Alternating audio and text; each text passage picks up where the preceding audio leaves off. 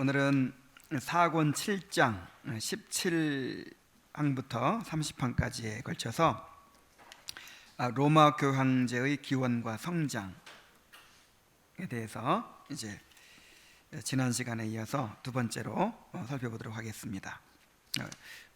오늘까지가 그 천주교회가 어떻게 해서 형성되고 이렇게 타락하게 되었는지를 이제 보여주는 내용이에요.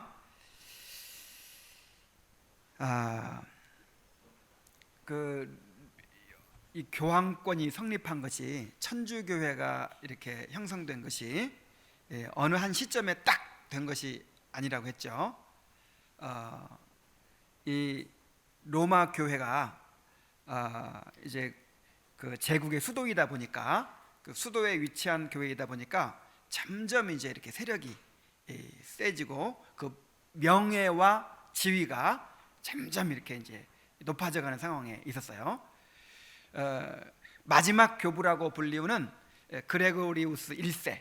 이제 그레고리우스 보통 이제 쉽게 생각하기를 그레고리우스 1세가 마지막 교부다. 그리고 이제 교황권을 확립한 그런 첫 번째 교황이다, 이렇게 보통 얘기를 하거든요.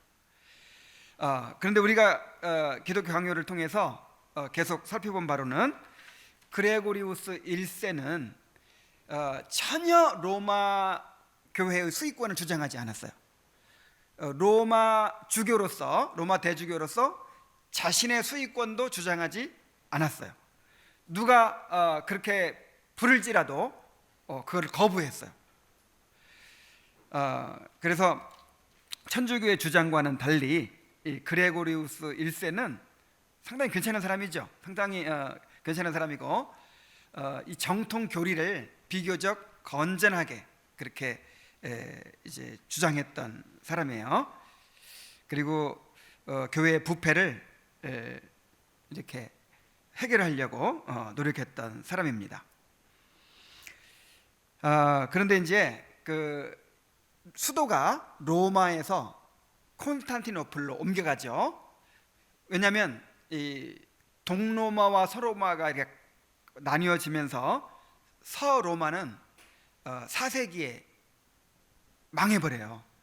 그 게르만족이 침략해 내려와가지고 서로마가 이제 망해버리니까 당연히 이제 이 동로마의 수도인 콘스탄티노플이 이제 중심지가 되는 것이죠.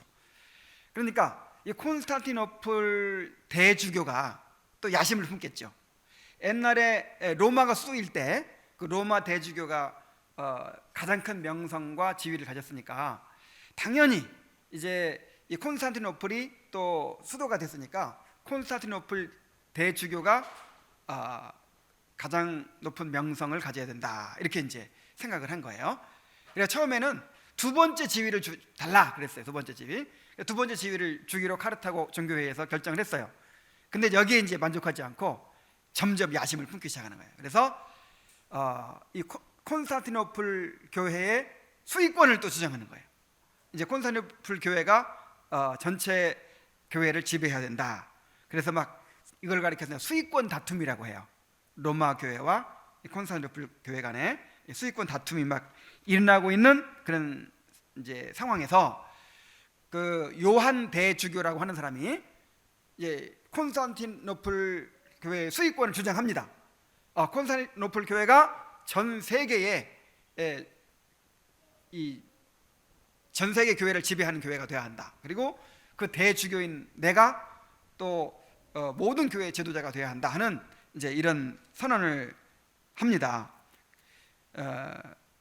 그렇게 하고 또 그의 후계자인 이제 그 대주교도 그것을 수익권을 이제 확고히 하려고 그렇게 이제 야심을 품고 추구하는 그런 상황에 있었는데, 어떤 일이 벌어졌냐면, 이 로마 교회의 수익권이 확정되는, 로마의 교황권이 확정되는 사건이 이제 일어나요. 그게 이제 17항에 나옵니다. 한 세 가지 이 사건을 통해서 확고하게 교황권이 성립이 됩니다. 자, 어떤 일이 일어났냐면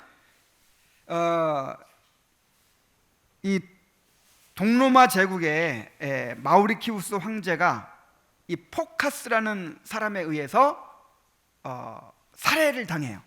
다시 말하면 쿠데타가 일어나요. 쿠데타.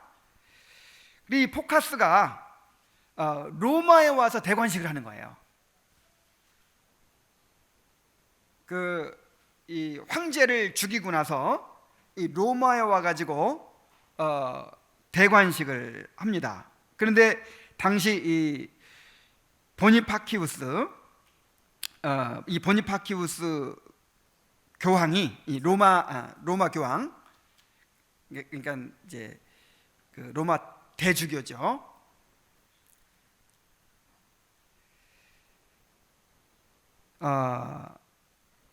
이 사람이 쿠데타를 일으키고 나면 정통성을 확보해야죠. 정통성을 확보하는 가장 확실한 길이 뭐겠어요? 그 민중들이 의지하고 있는 그 종교 지도자에게 인정을 받는 거잖아요. 그래서 이제 그 로마로 가가지고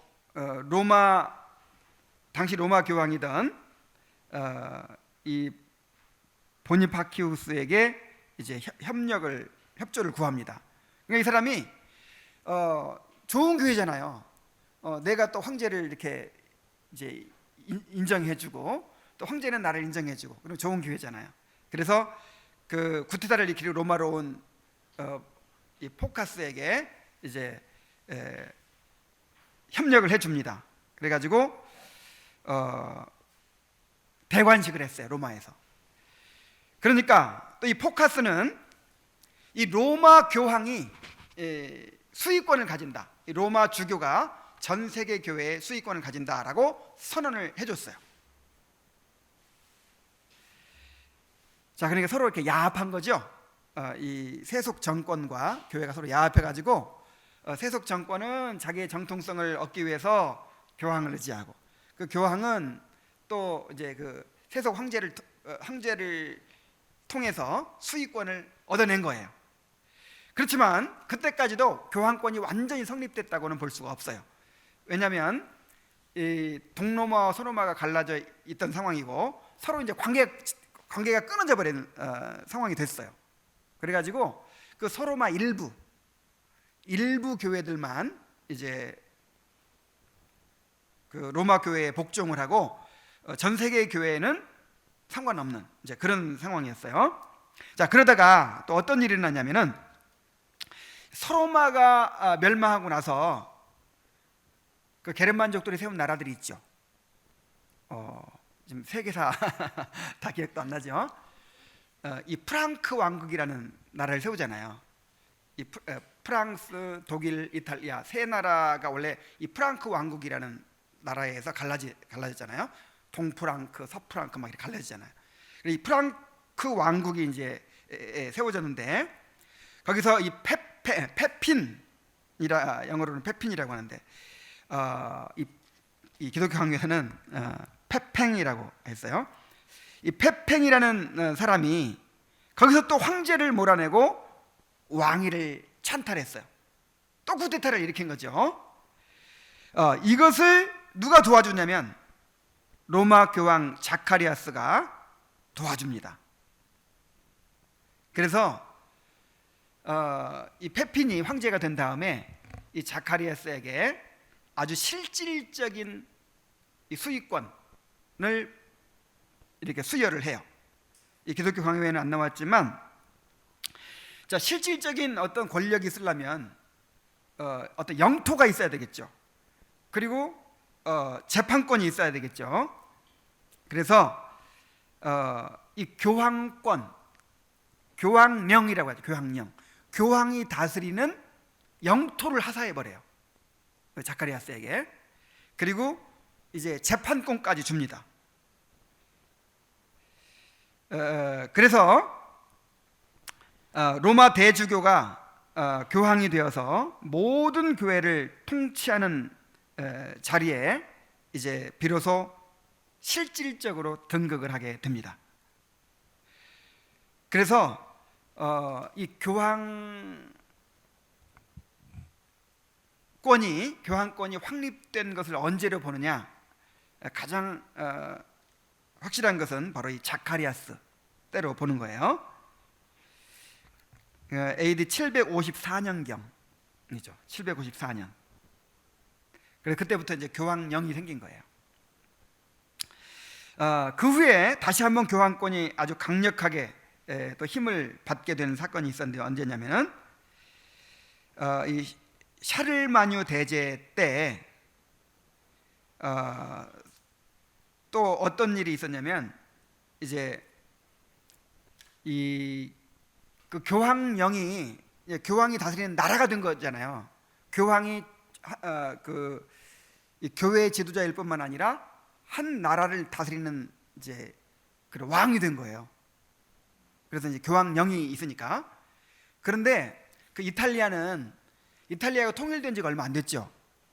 한 200년도 안 됐을 거예요. 그 여러 나라로 나눠져 가지고 그렇게 막 서로 싸우고 계속 그렇게 해오던 역사예요. 그러다 보니까 이탈리아에 있는 이 교황령이 항상 불안하죠. 그래서 어떤 그런 싸움에 휘말려 가지고 막 침략을 받게 된 거예요. 그때 이 교황이 이 샤를마뉴 대제에게 원군을 요청해요. 그래가지고 샤를마뉴 대제가 이 군대를 보내가지고 이제 교황을 도와주거든요. 그때 교황이 어떤 일을 하냐면 대관식을 합니다. 무슨 대관식이냐면 신성 로마 제국 들어보셨죠? 신성 로마 제국이 뭐냐면 이제 과거에 그 로마 교회의 보호자가 되었던 그 로마 제국을 계승하는 나라라 그 뜻이에요. 그래서 이 시대의 교회의 보호자가 되는 나라다 그 뜻이에요. 그래서 신성 로마 제국 황제라는 칭호를 줍니다.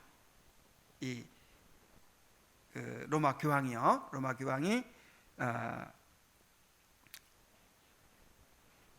그 샤를마뉴 대제에게 신성 로마 제국이라는 제국 황제라는 이제 칭호를 주죠. 근데 그 대관식 하고 나서 이 샤를마뉴 대제가 굉장히 기분 나빠했대요.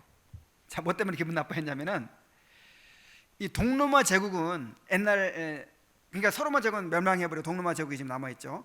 동로마 제국은요 황제가 대주교보다 위예요. 그래서 이제 뭔가 이 황제를 받드는 식으로 대관식을 하는데 이 레오 3세가 이 로마 교황 레오 3세는 어떤 식으로 대관식을 했냐면은 이것도 주도 면밀하게 이제 계획을 해가지고 이 로마 대주교 교황이 황제보다 위에 있는 권세로서 이렇게 뭔가 이렇게 하사하는 식으로 이렇게 대관식을 했대요. 그래서 그 대관식을 통해서 이 로마 교황의 이 권위가 얼마나 높은가를 막 과시한 거예요. 그래서 이때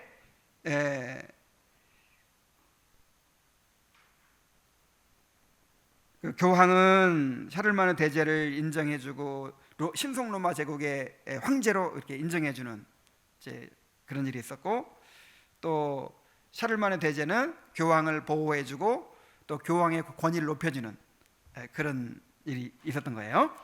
자, 그래서 이 교황권이 이렇게 확립되게 된 역사를 보면은 전부 다 이 세속 정부와의 야합을 통해서 서로 이렇게 야합을 통해서 교황권이 성립이 된 것이다라는 사실을 우리가 확인할 수가 있습니다. 자, 이렇게 이제 교황권이 성립이 됐어요. 그렇게 해서 이제 극도로 부패해지기 시작합니다. 18항을 봅니다. 베르나르 시대의 교회의 부패상. 그때 이후로 모든 일들이 날마다 악화되어 갔고 로마 관구의 행포가 계속해서 강화되고 증가되었다. 이는 부분적으로는 주교들의 무지 때문이기도 했고 그들의 게으름 때문이기도 했다. 한 주교가 모든 것을 자기 손아귀에 쥐고서 더욱 급속하게 법과 권리를 무시하고 나아가는 동안 다른 주교들이 마땅히 그것을 저지했어야 옳은데도 불구하고 그의 야망을 힘을 다하여 저지하지 않았던 것이다.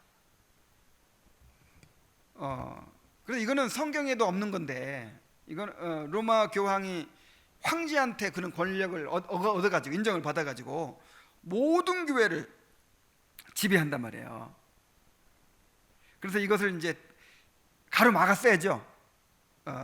이 감독들이, 다른 감독들이 이것을 제지했어야 되죠. 근데 그렇게 못했어요. 왜냐하면 뭐 아는 게 있어야지.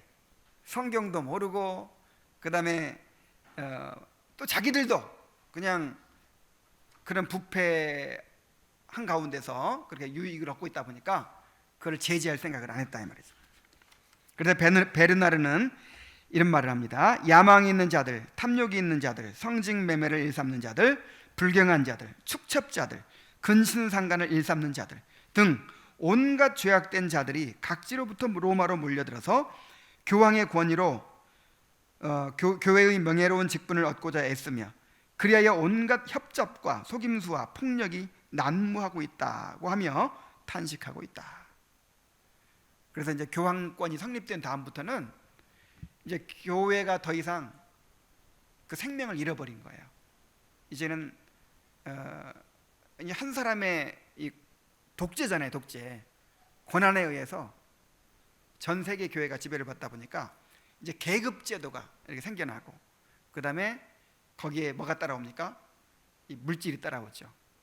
어떤 그런 것이 따라오고, 그러니까 이 성직자라고 하는 것이 하나의 출세길이고 명예를 얻는 길이고 돈을 버는 길이고 집안을 이렇게 잘 살게 하는 길이고, 이렇게 하다 보니까 급속도로 부패해져 가버린 거예요. 급속도로. 그래서 실제로 교황이나 그런 감독들이 대부분 축첩을 했다는 거예요. 축첩을. 재산을 어마어마하게 모으고 성직을 매매하고. 지난번에 다 살펴봤죠. 자, 그다음에 이제 5번째 단락으로 넘어갑니다. 후대의 교황주의 주장은 그레고리우스와 베르나르 원리들과의 모순임. 19강 봅니다. 오늘날의 교황들의 주장. 그들은 교황을 한마디로 지상교회의 최고의 우두머리요 온 세계 전체의 주교로 정의하고 있다. 그러나 교황들 자신은 자기들의 권위에 대해서 말할 때 참으로 교만하게도 명령을 내릴 권한이 자기들의 손에 있고 나머지 사람들은 그것에 복종해야만 하며, 그들이 공포한 모든 내용들은 베드로의 신적인 음성으로 확증된 것으로 받아들여야 하며, 지역교회 회의들은 교황이 참석하지 않으므로 효력이 없으며, 어느 교회든 성직자를 임명할 권한이 자기들에게 있으며 다른 곳에서 임명한 자들을 로마 관구로 소환할 권한이 자기들에게 있다고 주장하고 있다. 그러니까 베드로 사도가 가졌던 똑같은 권한이 자기들에게 있다는 것이죠. 그러나 로마 교회가 수익권을 소유하고 있기 때문에 그 관구의 결정사항에 대해서는 어느 누구도 이의를 제기할 권한이 없다고 한다. 로마 교황은 심판자로서 황제에게나 왕에게나 모든 성직자들에게나 백성들에게나 절대로 판단을 받지 않는다고 말한다. 이야, 이런 무소불위의 권한이 어디 있어요? 모든 사람들 다 판단하면서 자기는 판단을 받지 않아요. 왕에게도 황제에게도 어느 누구에게도 아무리 잘못해도 말할 수 있어요, 없어요? 아니, 예수님의 대리자인데 누가 말을 해요? 예수님이 직접 상관하는 거예요. 자, 20항을 봅니다. 교황권 확립을 위하여 거짓 문서들을 사용함. 그들은 이런 유의 칙령들에 더 무게를 실어주기 위하여 거짓으로 고대의 교황들의 이름들을 사용함으로써 마치 그런 일이 시초부터 확고하게 시행되어 온 것처럼 가장하고 있다. 그래서 우리가 지난번에 살펴봤죠. 이 거짓 문서들을 엄청나게 만들어가지고 아주 초기부터 베드로부터 시작해서 이렇게 교황 제도가 이어져 온 것처럼 그렇게 꾸민 거예요. 사기꾼들이죠, 완전히. 자, 21항 봅니다. 그레고리우스 교황의 정죄. 그레고리우스 교황이 자주 정죄하며 엄금했다는 것을 알면서도 그들이 전 세계적인 주교라는 이걸 이제 다른 말로 보편적인 주교, 그러니까 전 세계를 통치하는 그런 주교란 말이죠. 칭호를 감히 변호하고 있는 것이 얼마나 뻔뻔스러운 일인가. 그레고리우스는 이것을 엄금했어요. 이것을 이런 주장을 하는 사람들을 막 비난하고, 자기한테 누가 그렇게 그런 칭호를 만약에 헌심을 살라고 해도 막 엄금했어요. 그런데 그레고리우스를 이어받아서 이렇게 한다고 그렇게 주장을 합니다. 그 사람들은 교황 자신이 과연 주교의 자질 중에 어떤 것을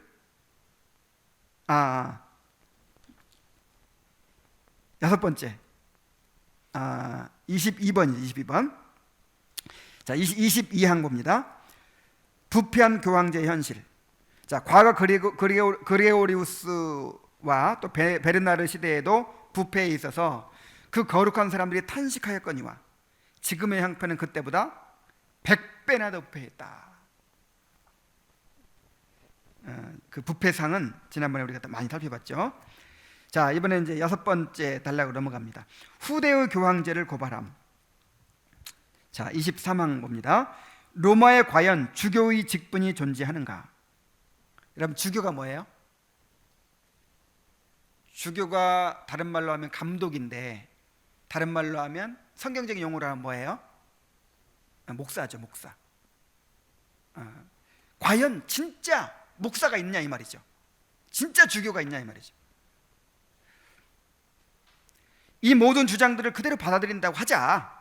그렇다고 해도 로마의 진정한 의미에서의 교회와 주교가 존재하지 않는다면 이 모든 주장들이 어느 것도 가치가 없어지고 만다. 교회는 그 분명한 표지로서 분별하는 것이다. 이거 굉장히 중요한 말이에요. 이거는 교회는 무엇으로 분별해요? 표지.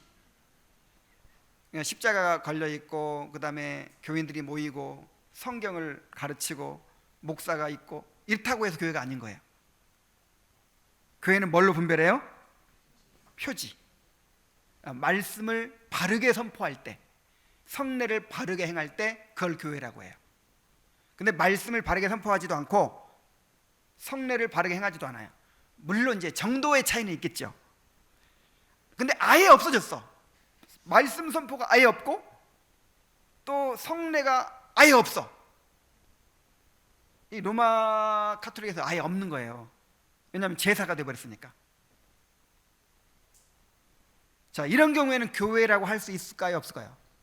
교회가 아닌 것입니다. 자, 그들의 교회 안에 과연 그리스도의 제도가 요구하는 그런 사역이 어디에 있는가? 교황 자신이 과연 주교의 자질 중에 어떤 것을 가지고 있는지 알고 싶다. 교황도 하나의 주교잖아요, 그죠? 목사잖아요. 그런데 교황이 과연 그 목사의 일을 하느냐 이 말이에요. 주교의 일을 하느냐 이 말이죠. 주교의 직분에 주어진 첫째 임무는 하나님의 말씀으로 사람들을 가르치는 것이다. 둘째 임무는 성례를 시행하는 것이다. 셋째 임무는 훈계하며 권면하며 죄 짓는 자들을 교정시키고 사람들을 거룩한 권징 아래 유지시키는 것이다. 이런 직무들 가운데 그는 과연 어떤 것을 시행하고 있는가? 자, 교황이 그런 일을 해요?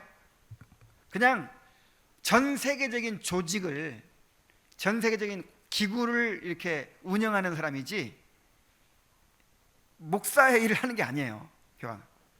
그래서 교황은 주교가 아닙니다. 엄밀한 의미에서. 자, 로마의 배교 24항 봅니다.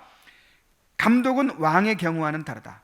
왕은 왕으로서의 책무를 다하지 못한다 할지라도 여전히 그 존귀와 칭호를 유지한다. 자, 옛날 왕은 그냥 계승되는 거잖아요, 그죠?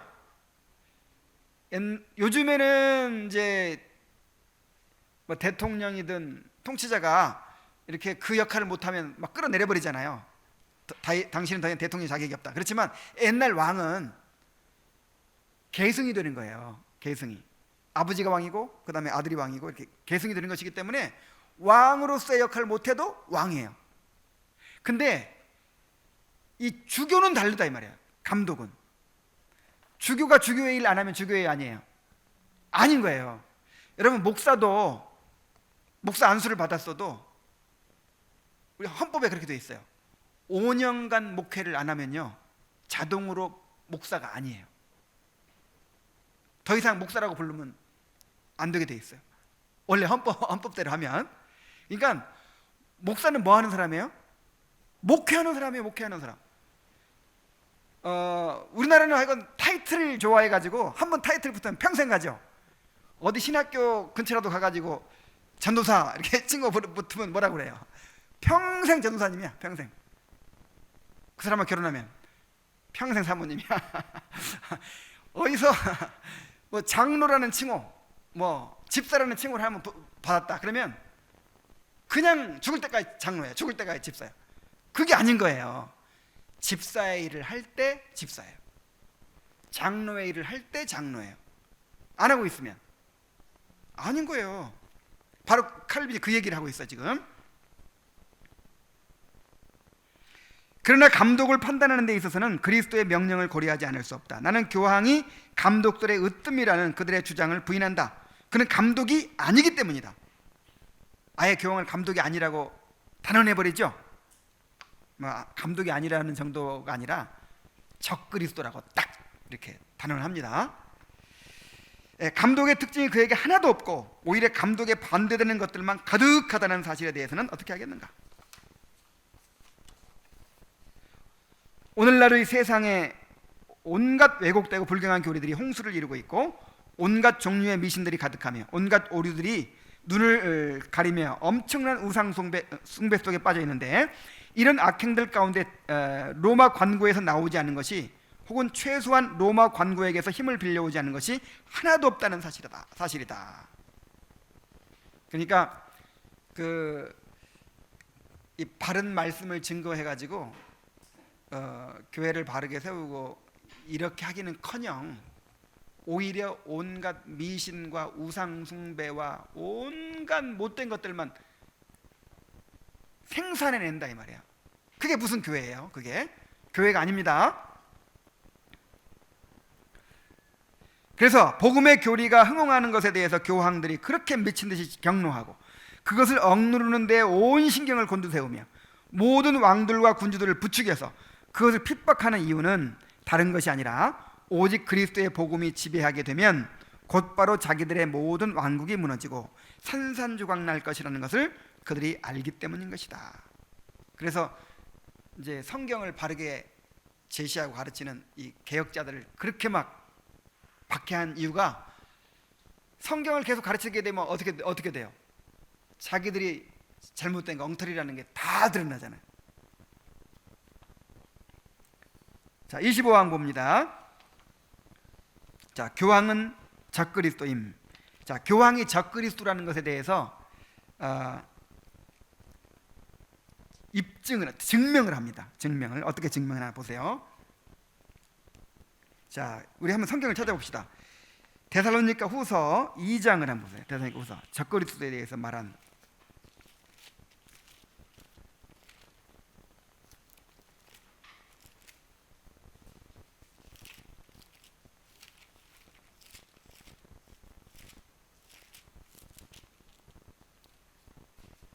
이 장 1절부터 봅니다.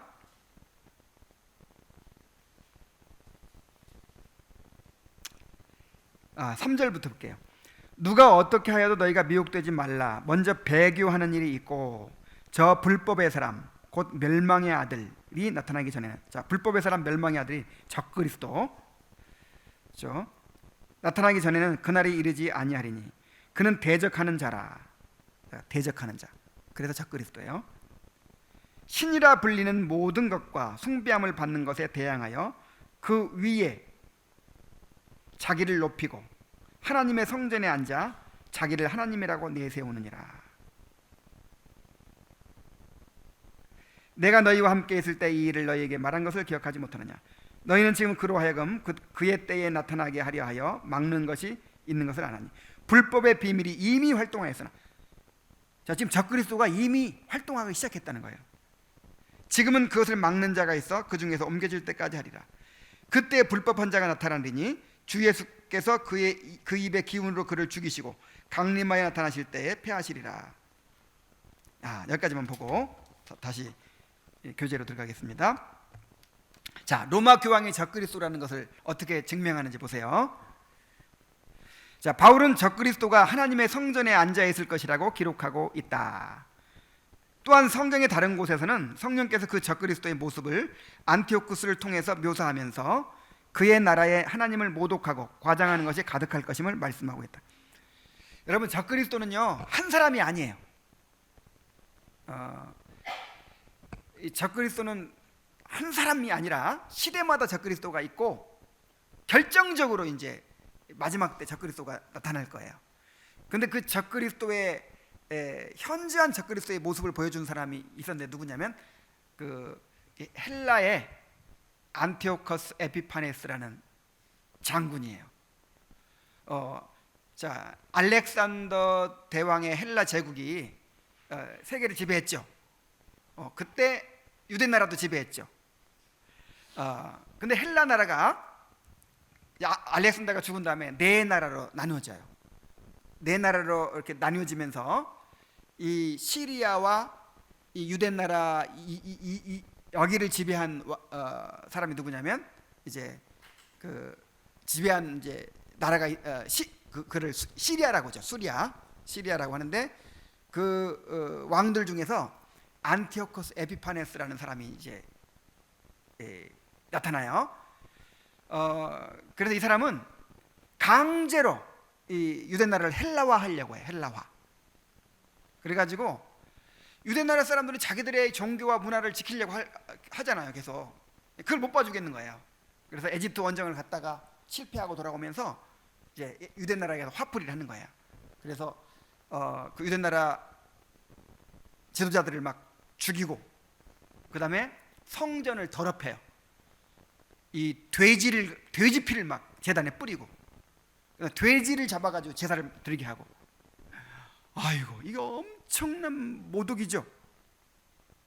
그 다음에 그 할례를 행한다든가 막 이런 사람들을 다 죽이고, 그러니까 절기 할례 이런 거 못하게 하고 막 이렇게. 이것이 다니엘서에 예언돼 있어요. 에피파네스가 그 안티오코스 에피파네스가 나타나가지고 그렇게 이제 할 것을 예언하고 있죠. 그렇게 이제 막 유대 나라를 짓밟았을 때 그 마카비 왕조가 이제 그 대항해가지고 독립전쟁을 일으키죠. 독립전쟁을 일으켜서 이 마카비 왕조가 시작이 되죠. 그런 사건을 얘기하고 있는 것입니다. 그 적그리스도의 모습을 안티오쿠스를 통해서 묘사하면서 그의 나라에 하나님을 모독하고 과장하는 것이 가득할 것임을 말씀하고 있다. 자, 그리고 두 번째로 이 폭정은 그리스도의 이름과 교회의 이름을 완전히 제거해 버리는 것이 아니라 그리스도를 닮은 것을 악용하여 교회라는 이름으로 가면을 삼아 그 밑에서 은밀하게 온갖 악행을 저지르는 것이다. 그러니까 성전에 앉을 것이라고 그랬잖아요. 그게 뭐냐면 앞으로 나타날 적그리스도가, 이 안티오코스 에피파네스가 이제 앞으로 나타날 적그리스도의 어떤 모형인 거예요. 근데 앞으로 나타날 적그리스도는 이 교회와 상관없이 활동하는 것이 아니라 예수의 이름으로, 교회라는 이름으로 활동할 것이라는 거예요. 또 세 번째로, 바울은 그의 시대에 이미 안티오쿠스가 불법의 비밀 속에서 일을 행하기 시작하였는데, 이미 이제 적그리스도들은 나타나기 시작한 거죠. 그 일을 후에 공개적으로 완성할 것이라고 한다. 이로써 우리는 이러한 재난이 한 사람에 의해서 일어나는 것도 아니고 한 사람에서 끝나는 것도 아니라는 사실을 알 수 있다. 사실 좀 이렇게 광의로 말하면, 넓은 의미로 말하면 모든 이단들도 사실은 다 적그리스도예요. 그리스도를 반대하여 일어난 모든 세력이 다 적그리스도예요. 근데 그 중에 이제 어떤 뚜렷한 그런 인물들이 있는 거죠.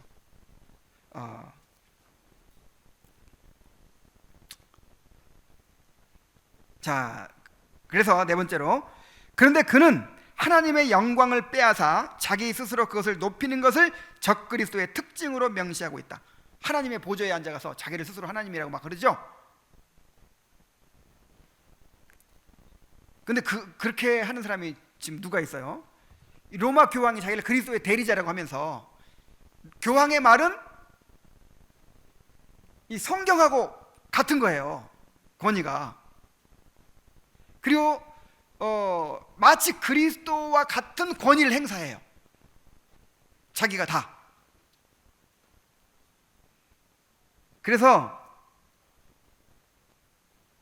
그러므로 로마 교황이 오직 하나님께만 속하며 특히 그리스도께 속하는 것을 뻔뻔스럽게도 자기 스스로 취하고 있는 것이 분명하므로 우리는 그가 불경하고 가증스러운 왕국의 지도자요 기수라는 것을 의심해서는 안 될 것이다.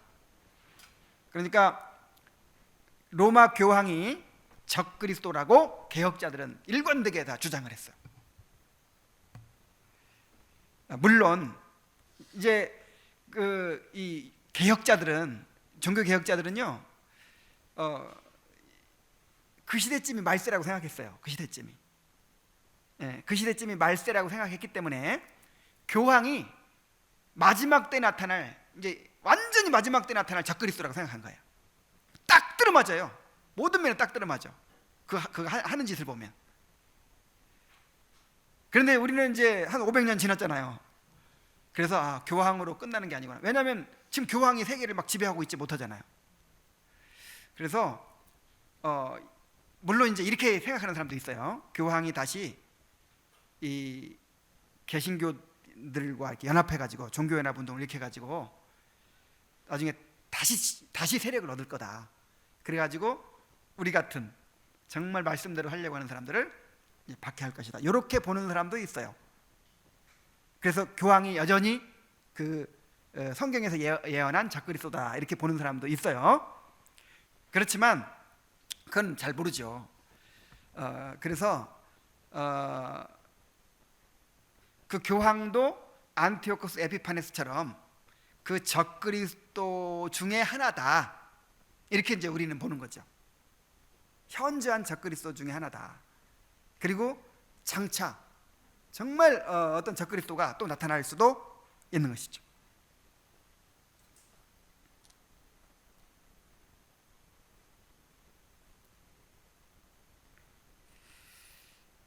자, 교황은 적그리스도입니다. 적그리스도. 그리고 이 로마 가톨릭은 교회가 아니에요. 로마 가톨릭의 그 주교들, 그 뭐 교황 이런 사람들은 진정한 의미에서의 주교, 감독이 아닙니다. 그래서 이제 근데 칼빈은 그 당시에는 이 로마 가톨릭에서 세례받은 것을 인정했어요. 그래서 개혁주의자들도 대부분 인정합니다. 지금도 인정해요. 로마 가톨릭에서 영세를 받았어도 이제 인정해 주거든요. 그런데 그 당시하고 지금하고 달라요. 자, 어떤 점이 다르죠? 그 당시에는 칼빈도 루터도 다 어디서 세례받고 나온 사람들이에요? 그 가톨릭에 세례받고 나온 사람들이잖아요. 근데 이미 나와가지고 이미 그냥 촛대가 옮겨진 거예요. 그런 상태에서는 이제 거기서 뭐 세례받고 이런 걸 인정하면 안 된다는 것이 제 생각이에요. 제 생각뿐 아니라 그렇게 주장하는 사람들이 있어요. 그래서 우리 교회는 가톨릭에서 세례받은 거 인정 안 할 겁니다. 절대로 안 할 거예요. 자, 여기 26항에 봐도 그 근거가 있어요.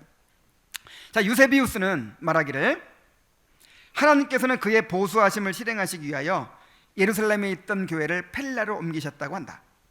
자, 이게 무슨 사건인지 아세요? 마태복음 24장 15절 이하에 보면 이런 예언이 있어요. 멸망에 가증한 것이 거룩한 곳에 선 것을 보거든 읽는 자는 깨달을진저 어디로 도망가라? 산으로 도망갈지어다 그랬어요. 근데 이것이 무슨 말일까요?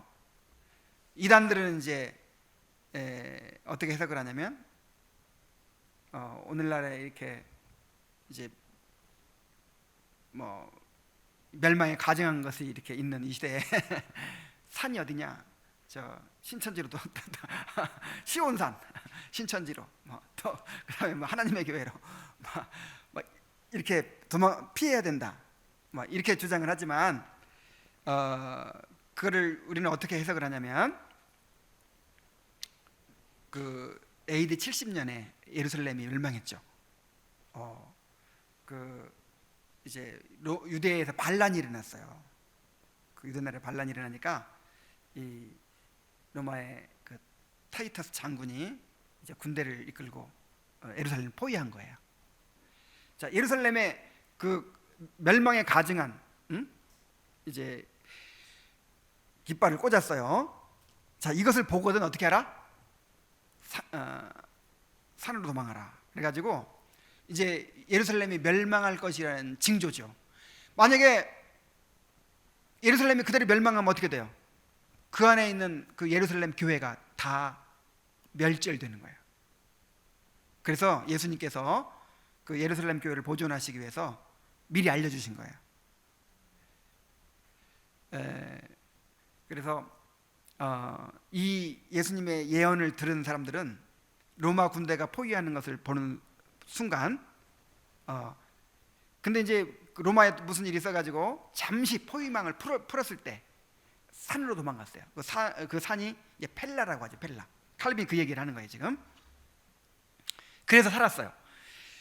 그리고 나중에 자, 로마 군대가 몰려갔다 하고 막 좋아했는데 나중에 다시 침략을 해가지고 예루살렘 안에서 110만 명이 죽었대요. 한번 생각해 보세요. 인류 역사상 그 작은 도시에서 그냥 사람이 엄청나게 모였던 거죠. 110만 명이 죽었다니까. 110만 명.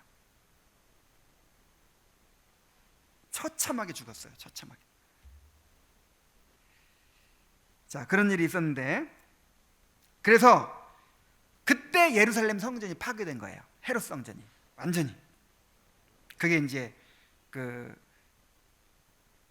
유대인에 대한 하나님의 심판이었죠. 그래서 그 전까지는요, 예루살렘 성전이 파괴되기 전까지는 그리스도인들도 이렇게 안식일도 지키고 뭐 주일도 지키고 그다음에 성전에서 모이기도 하고 막 이런 일이 있었어요. 이렇게 구분이 잘 안 됐어요. 그러니까 그 예수님이 이제 예수님을 믿는 사람들이 유대교하고 발을 딱 끄는 게 아니에요. 한꺼번에 딱 끄는 게 아니라, 왜냐하면 대대로의 어떤 그냥 삶 자체거든요. 유월절 지키고 할례 행하고 나면 할례 행하고 또 결례 행하고 뭐 절기 지키고, 요게 그냥 하나의 그 문화이고 삶이고 완전히 그렇게 돼 있는데, 그다음에 부정한 음식 안 먹고, 요게 하루아침에 끊어져요, 안 끊어져요? 끊어질 수가 없어요. 그래서 이 성경에 그런 말씀도 있는 거예요. 이날을 저날보다 낮게 여기고 뭐 모든 날 같은 날로 여기고 뭐 이런 사람도 있다. 다 각자 달라. 나는 주일만 지킬래? 주로 이방인들이 그렇게 하겠죠. 아유, 어떻게 여태까지 지켜온 안식일을 지켜 토요일을 예배드리는 사람이 있고, 둘 다 하는 사람이 있고 막 이러는 거예요. 그 다음에 베드로는 그렇게 교회가 성립되고 나서도 돼지고기 안 먹잖아요. 죽어도 안 먹어. 뭐 이런 식으로. 그리고 애기 낳으면 당연히 할례 받아요. 자, 이제 이런 것이 있었는데 예루살렘 성전이 파괴된 이후로는 이제 그것마저도 딱 끊어지는 거예요. 이제 완전히 결별이 되는 거예요. 그래서 더 이상 이제 유대교는 이제 하나님의 백성이 아닌 거예요. 완전히 옮겨진 거죠. 그런 것처럼 과거에 한 번 일어난 일은 얼마든지 더 자주 일어날 수 있는 것이다. 그러므로 수익권의 영광을 한 장소에 고정시키고서 그리스도의 철천지 원수요, 복음의 최고의 대적이요, 교회를 회방하고 흩뜨러뜨린 장본인이요, 모든 성도를 살육한 잔인한 수괴인 자가 오로지 과거에 수석 관구했던 관구를 점령하고 있다는 한 가지 이유만으로 그 사람을 그리스도의 대리자요, 베드로의 후계자요, 교회의 감독이라고 여기고 있으니 이것이야말로 처절한 어리석음이요 우매가 아니고 무엇이겠는가? 설령 그들의 주장대로 베드로로부터 이어졌다고 치자. 현재 어떤 모습이냐 이거예요. 그래서 참 교회가 새로 생겼죠. 개신교회가 생겼잖아요. 그러니까 이제 가톨릭은 완전히 이제 그 옛날 유대교 꼴 난 거예요. 이제 나와 버렸잖아요.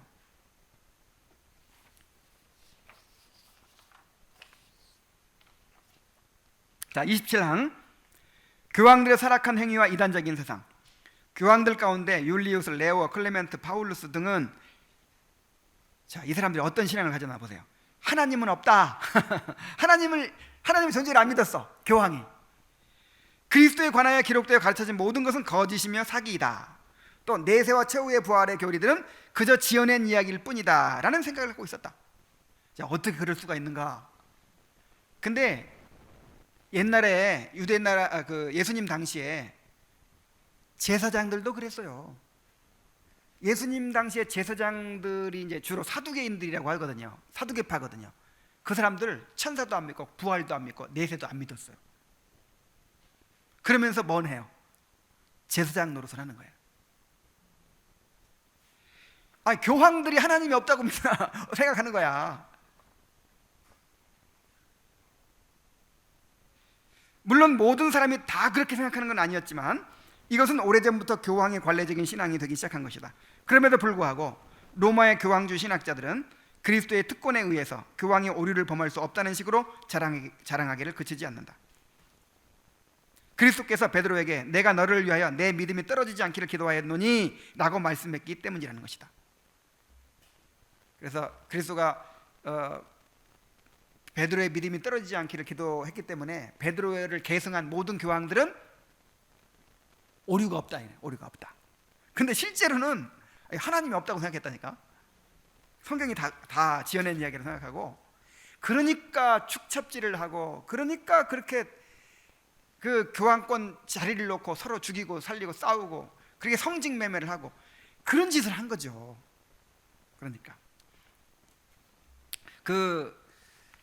이제 신천지라든지 이런 하나님의 교회라든지 그런 이제 이 높은 자리에 있는 사람들 있잖아요. 이런 사람들이 진짜 믿을까요? 아니면 그냥 속이고 있을까요? 진짜 믿고 있다면 정신병자고 속이고 있다면 사기꾼인데, 이 사기꾼들이 많다는 거예요. 실제는 안 믿어. 자기는 아니 안 믿을 수밖에 없지. 다 지어낸 걸 아니까. 교주 내지는 그 중심 지도자들은요, 자기가 아닌 걸 알아. 근데 그걸로 먹고 살고 있고 그걸로 지금 이 조직이 유지되고 있고, 그런데 어떻게 이거를 진실을 얘기할 수가 있겠어요? 그런 식인 거예요.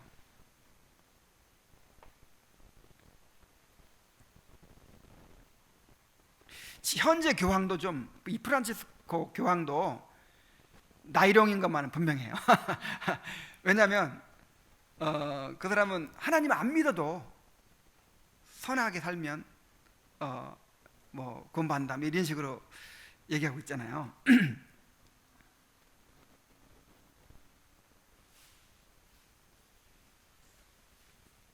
자, 28 한번 보겠습니다. 교황 요한 22세의 오류. 앞서 언급한 교황들이 공개적으로 그런 주장을 펼치지 않았기 때문에 불경함이 감춰져 있다고 상상해 보자. 이것을 이제 공적으로 이렇게 막 공식 문서에 막 이렇게 기록하고 그러진 않았어요. 이 사람들은 자기 개인적으로 신앙을 가졌다는 것뿐이지. 근데 요한 22세의 경우에는 사람의 영혼이 유한하며 부활의 날까지 육체와 함께 죽어 있다고 공공연히 주장하였다. 이건 이단적인 교리죠. 사람의 영혼이 영원해요, 유한해요? 영원하잖아요. 근데 유한하다고 가르치고 또 부활의 날까지 죽어 있다가 이렇게 주장했단 말이에요. 공적으로. 그러자 파리의 교수들이 이 문제를 이것을 문제 삼고 또 프랑스 왕이 즉각 회개하고 그 사실을 공포하도록 요구하자 어쩔 수 없이 자기의 오류를 인정하고 종전의 입장을 철회하였다. 교황권이 너무 강해져 가지고 이 세속 왕들을 누를 때가 있고 나중에 이제 절대 왕정은 나중에 생기죠.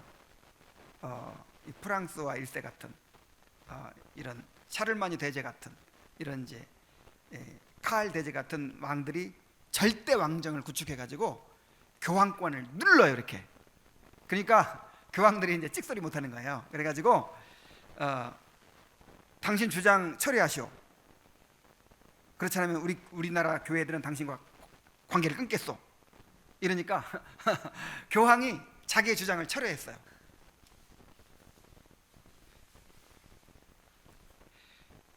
그러므로 그를 교황의 명단에서 삭제해야 마땅한 것이다. 최소한 그 사람은 교황 명단에 삭제해야 돼요.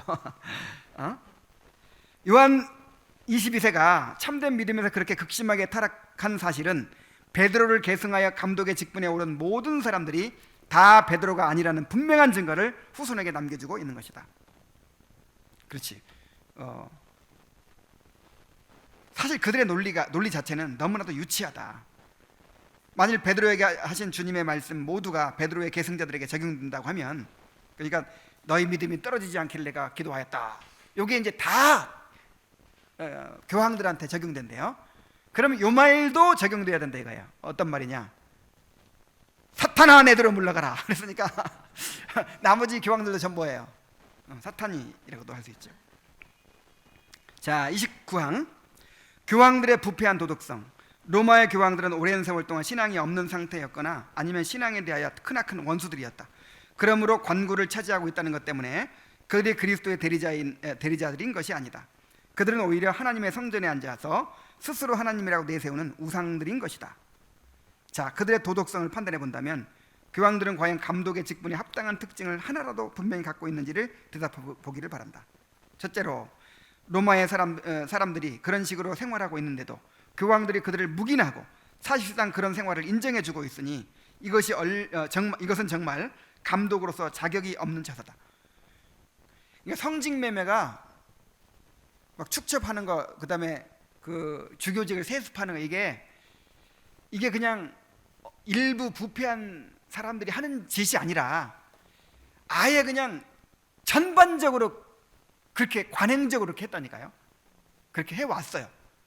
그런 걸 교황이 묵인하고 인정해요. 왜 인정할까요? 돈이 교황한테 올라와요. 교황한테로.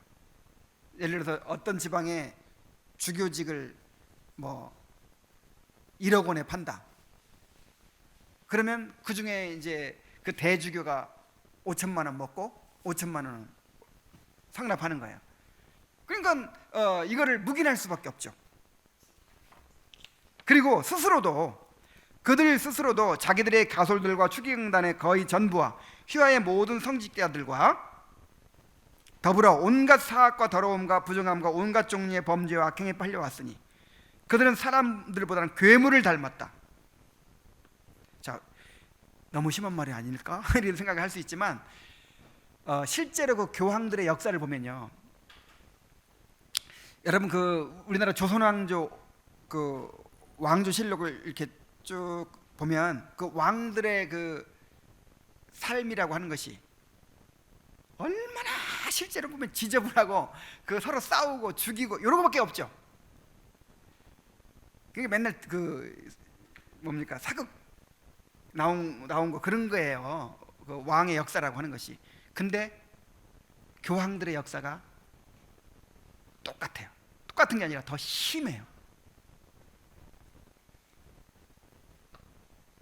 더 부패했어요. 그래서 인간이 아니라 뭐다? 괴물이다, 괴물. 그리고 그런 점에서 자기들이 절대로 감독들이 아니라는 사실을 스스로 드러내고 있는 것이다. 자, 이제 마지막 추기경직의 문제점을 얘기하는데, 이건 계급제도의 문제점을 얘기하는 거죠. 자, 로마의 계급제도가 어떻게 되어 있죠? 이거 자세하게 얘기하면요 엄청나게 많아요.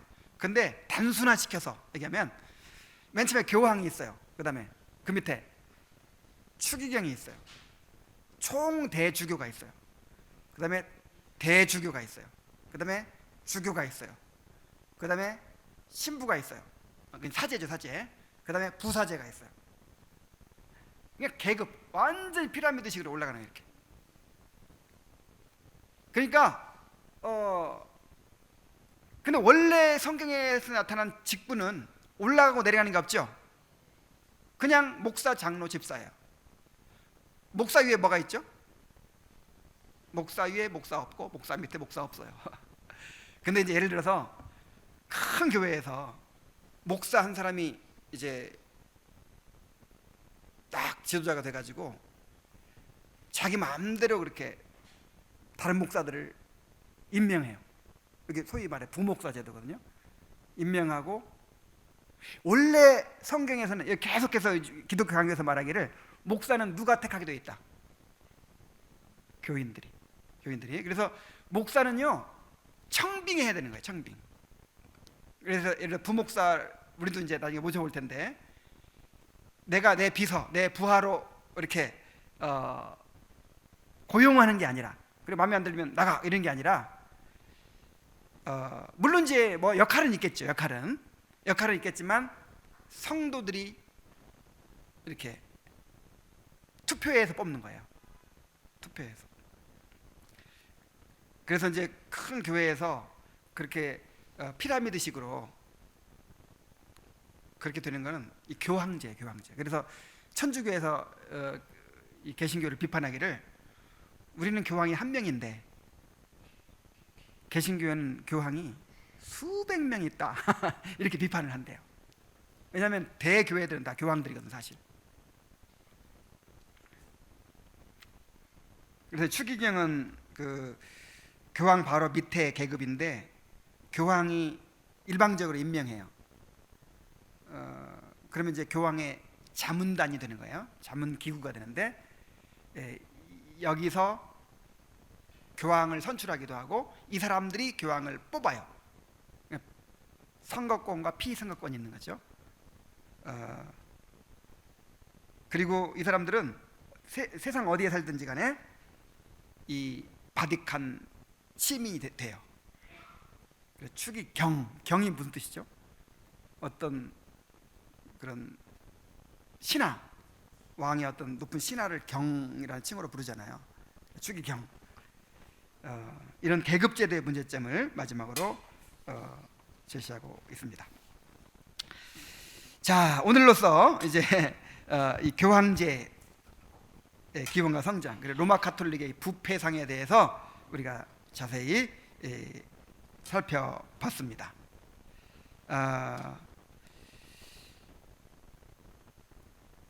그래서 여기서 이제 개혁해 나온 것이 우리 개혁교회인데, 정말 이런 요소들을 우리가 다 떨쳐버리고 정말 성경에서 말하는, 성경에서 제시한 그런 이제 직분을 세우고 그런 질서를 세우고 그래 교회를 세워나가는 일이 우리에게 남아있죠.